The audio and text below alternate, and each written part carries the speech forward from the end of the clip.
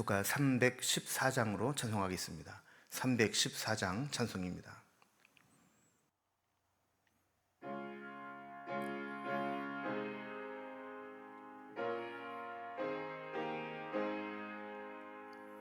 내 구주 예수를 더욱 사랑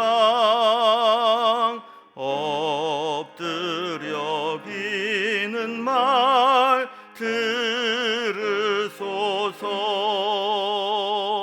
내 진정 소원이 내 구주 예수를 더욱 사랑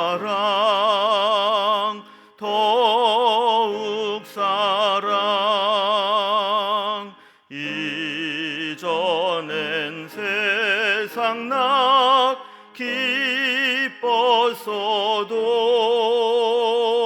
지금 내 기쁨은 오직 예수.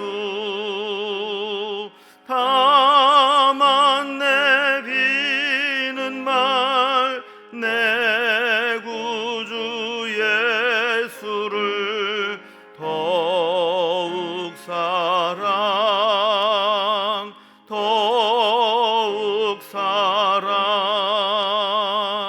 이 세상 떠날 때 찬양하고 숨질 때 하는 말 이것일세. 다만 내비는 말 내 구주 예수를 더욱 사랑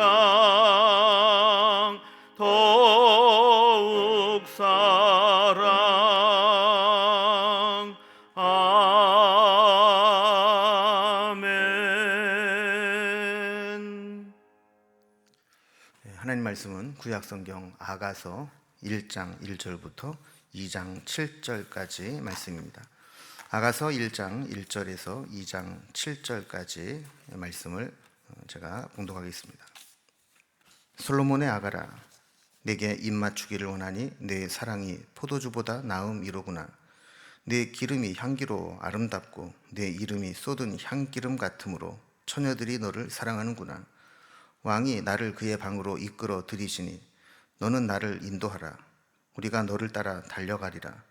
우리가 너로 말미암아 기뻐하며 즐거워하리니 내 사랑이 포도주보다 더 진함이라. 처녀들이 너를 사랑함이 마땅하니라. 예루살렘 딸들아, 내가 비록 검으나 아름다우니 게달의 장막 같을지라도 솔로몬의 휘장과도 같구나. 내가 햇볕에 쬐어서 거무스름할지라도 흘겨보지 말 것은 내 어머니의 아들들이 나에게 노하여 포도원 지기로 삼았음이라. 나의 포도원을 내가 지키지 못하였구나. 내 마음으로 사랑하는 자야, 내가 양치는 곳과 정오에 쉬게 하는 곳을 내게 말하라. 내가 네 친구의 양떼 곁에서 어찌 얼굴을 가린 자같이 되랴. 여인 중에 어여쁜 자야, 내가 알지 못하겠거든. 양떼의 발자취를 따라 목자들의 장막 곁에서 너의 염소 새끼를 먹일지니라. 내 사랑아, 내가 너를 바로의 병거의 준마에 비하였구나. 내 뒷뺨은 따은 머리털로 내 목은 구슬꿰미로 아름답구나. 우리가 너를 위하여 금사슬에 은을 박아 만들리라. 왕이 침상에 앉았을 때에 나드 기름이 향기를 뿜어냈구나. 나의 사랑하는 자는 내 품 가운데 모략 향 주머니요, 나의 사랑하는 자는 내게 엔게디 포도원의 고벨화 송이로구나. 내 사랑아, 너는 어여쁘고 어여쁘다. 내 눈이 비둘기 같구나. 나의 사랑하는 자야, 너는 어여쁘고 화창하다.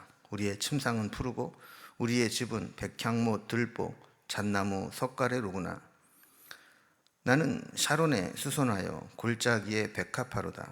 여자들 중에 내 사랑은 가시나무 가운데 백합화 같도다. 남자들 중에 나의 사랑하는 자는 숲풀 가운데 사과나무 같구나. 내가 그 그늘에 앉아서 심히 기뻐하였고 그 열매는 내 입에 달았도다. 그가 나를 인도하여 잔치집에 들어갔으니 그 사랑은 내 위에 깃발이로구나. 너희는 건포도로 내 힘을 돕고 사과로 나를 시원하게 하라. 내가 사랑함으로 병이 생겼음이라. 그가 왼팔로 내 머리를 고이고 오른팔로 나를 안는구나. 예루살렘 딸들아, 내가 노루와 들사슴을 두고 너희에게 부탁한다. 내 사랑이 원하기 전에는 흔들지 말고 깨우지 말지니라. 아멘. 오늘부터 이제 아가서의 말씀을 살펴봅니다. 아가서의 아가라는 이름은 원래 노래 중에 노래, 가장 아름다운 노래라는 의미를 가지고 있습니다. 아가서는 얼핏 솔로몬이 사랑했던 여인 술람미에 대한 사랑의 고백, 또 지고지순한 순결한 사랑의 이야기를 하는 것처럼 보이지만, 사실 이 둘 사이의 사랑을 통해서 하나님이 우리를 향한 사랑이 어떠한 것인가를 전해주고 있습니다. 아가서의 내용은 크게 세 부분으로 나눌 수 있습니다. 먼저 1장 1절에서 3장 5절까지는 이제 결혼하기 이전에 연애 시절에 서로에 대한 그리움과 미래의 기쁨을 노래하고 있습니다. 두 번째는 3장 6절에서 5장 1절까지 말씀으로 이제 왕의 결혼식을 통해서 마음껏 축하하고 즐거움이 넘치는 축복된 분위기를 노래합니다. 그리고 세 번째 5장 2절에서 8장 14절까지는 신혼 초에 갈등들이 있게 되는데, 사소한 갈등들을 극복하고 두 사람의 사랑이 더욱 성숙해지고 완숙함의 경지에 이르게 되는 것을 노래하고 있습니다. 오늘 본문은 이제 사랑에 빠진 두 사람이 결혼을 앞두고 온전한 사랑을 나누기를 기다리는 마음으로 노래하고 있습니다. 먼저 오늘 본문의 구조를 살펴보면, 먼저 사랑하는 이에게 사랑을 고백하며 또 사람들에게 어여삐 여겨주기를 부탁하는 신부의 고백이 나오게 됩니다. 1장 1절에서 8절까지 기록된 말씀입니다. 그리고 사랑하는 이에게 찬사를 보내며 사귐이 더 깊어지는 모습이 1장 9절에서 2장 3절까지 기록되어 있습니다. 그리고 2장 4절에서 7절까지는 이제 상사병이 날 지경이니 결혼 전까지는 자극하지 말아달라고 부탁하는 여인의 고백이 나옵니다.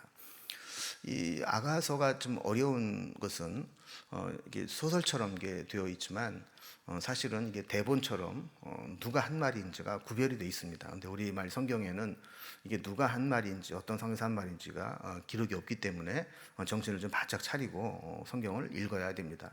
이제 누가 어떤 배경에서 누구에게 한 말인지를 설명을 드리면서 1장 1절부터 살펴볼 텐데, 여러분 잘 따라와 주시면 좋겠습니다.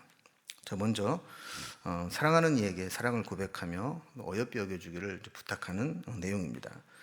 우리 아가서의 저자는 우리가 이제 솔로몬으로 알고 있습니다. 1장 1절에 솔로몬의 아가라 이렇게 분명히 밝히고 있죠. 아가는 이제 시적 함축이 되어 있고 누가 한 고백인가를 분별해 해석해야 되는데 없기 때문에 신중하게 읽어야 됩니다. 그래서 공동번역 성경에 보면 신부의 노래인지 신랑의 노래인지 또 이들을 지켜보는 신부 친구들 합창단의 노래인지 이렇게 구분을 해 놓고 있는 것을 보게 됩니다. 자, 2절에 보면 내게 입맞추기를 원하니 내 사랑이 포도주보다 나음이로구나 이렇게 시작합니다. 자, 이 구절은 신부가 신랑에게 한 말입니다.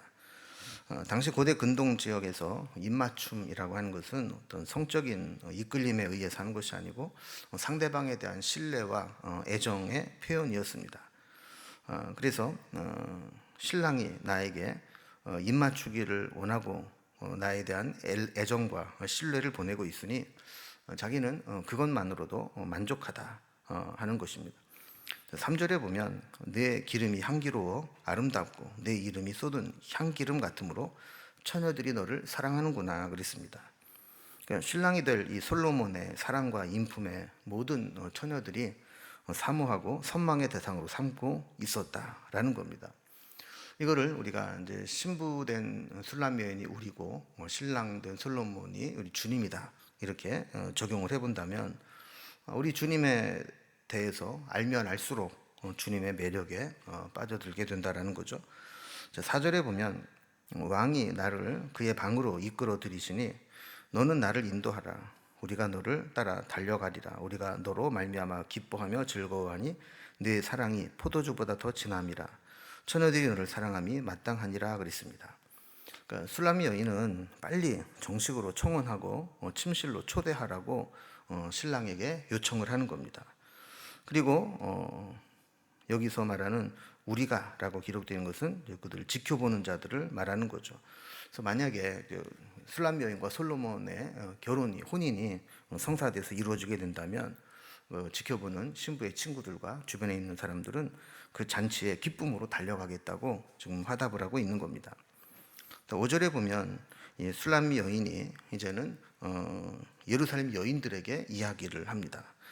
예루살렘의 딸들아, 내가 비록 검으나 아름다우니 게달의 장막 같을지라도 솔로몬의 휘장과도 같구나 그랬습니다.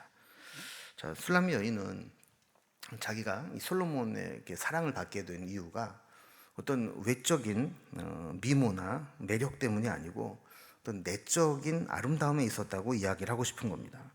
자기의 피부가 게달의 장막과 같다 그랬는데, 이 게달은 베두인 게달 족속을 의미합니다.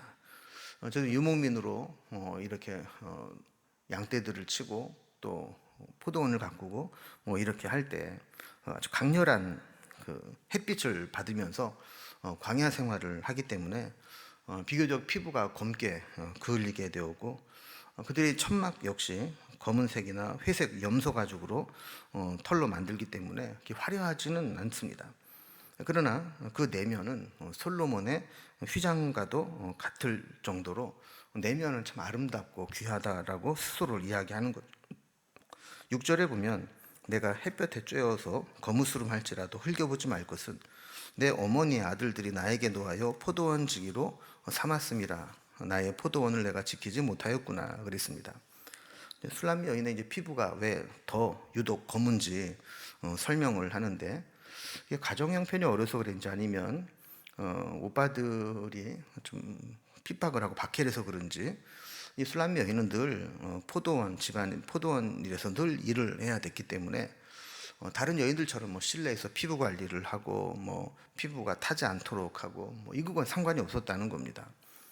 특히 나의 포도원을 내가 지키지 못했다라고 하는 것은 나의 포도원은 진짜 포도원일 수도 있고 자기의 피부로 볼 수도 있습니다.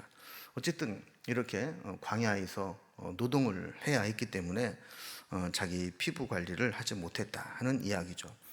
7절에 보면 술람미 여인이 다시 솔로몬을 향해서 사랑을 고백합니다. 내 마음으로 사랑하는 자야, 내가 양치는 곳과 정오에 쉬게 하는 곳을 내게 말하라. 내가 네 친구의 양떼 곁에서 어찌 얼굴을 가린 자같이 되랴 그랬습니다. 솔로몬은 지금 솔로몬에게 지금 이 술람미 여인이 지금 어디에 있는지, 양을 치면 어디에서 치는지, 쉬면 어디에서 쉬는지 그걸 좀 알려달라는 겁니다. 내가 그 사랑하는 사람을 찾아갈 수 있도록 어딘지를 알려줘야 되는데 그거를 몰라서 내가 당신 친구의 양 곁에서 부끄러움을 당해서야 되겠느냐 하는 겁니다. 자, 8절에 보면 지금까지 술람미 여인의 말을 듣고 예루살렘 여인들이 합창으로 화답하는 내용입니다. 다시 말하면 이제 솔로몬과 이 술람미 여인의 사랑이 잘 이루어지기를 소망한다, 격려하는 내용이죠. 8절에 보면 여인 중에 어여쁜 자야, 내가 알지 못하거든 양떼의 발자취를 따라 목자의 장막 곁에서 너의 염소 새끼를 먹일지니라 그랬습니다. 그러니까 옆에서 그 안타까운 마음으로 신랑을 기다리고 찾기를 원하는 술람미 여인에게 솔로몬이 어디 있는지 몰라서 찾아갈 수 없다면 너는 묵묵히 자기 자신의 일을 온전히 감당하면서 기다리면 된다라는 겁니다. 이렇게 아가서는 앞부분을 시작하면서 아직 솔로몬과 술람미 여인이 결혼을 해서 완숙한 사랑의 단계에 이르기 전입니다. 서로 사랑을 고백하고 연애하면서 그러면서도 서로에 대한 사랑을 고백하고 그리워하는 그런 내용으로 아가서가 시작이 됩니다. 두 번째 단락을 보면 사랑하는 이에게 찬사를 보내며 사귐이 점점 깊어지는 두 사람의 관계입니다. 자, 아까 앞부분에 주로 술람미 여인이 신랑이 될 솔로몬에 대해서 사랑을 고백하는 내용이 있었다면 이제부터는 솔로몬의 화답입니다. 솔로몬이 뭐라고 하느냐, 9절에 보면 내 사랑아, 내가 너를 바로의 병거의 준마에 비하였구나 그랬습니다. 솔로몬은 술람미 여인을 내 사랑아라고 부르면서 마치 바로의 병거의 준마와 같다. 그러면서 그 술람미 여인의 아름다움과 위엄을 칭찬한 것입니다. 이렇게 막 화초 속에 있는 그런 온실 속에 있는 화초 같은 그런 아름다움이 아니라 마치 바로의 병거의 준마 같은 그런 매력이 있었다는 거죠. 10절과 11절을 보면 내 두 뺨은 따은 머리털로 내 목은 구슬꿰미로 아름답구나. 우리가 너를 위하여 금사슬에 은을 박아 만들리라 그랬습니다. 그러니까 솔로몬은 술람미 여인에게 자기가 해줄 수 있는 최고의 것들로 아름답게 꾸며주고 싶다라는 겁니다. 따은 머리, 구슬꿰미, 금사슬에 은을 박아 폐물을 해주고 이렇게 해줄 수 있는 모든 것들을 해주면서 결혼 예물을 준비해주고 싶다는 겁니다. 그리고 11절에 보면 결혼 예물 외에도 그에게 만들어주고 싶은 것, 이 모든 것들을 다 해주고 싶다 이렇게 이야기를 하는 거죠. 이런 것들은 다 솔로몬이 자신의 사랑의 마음을 표현하기 위해 준비한 것들입니다.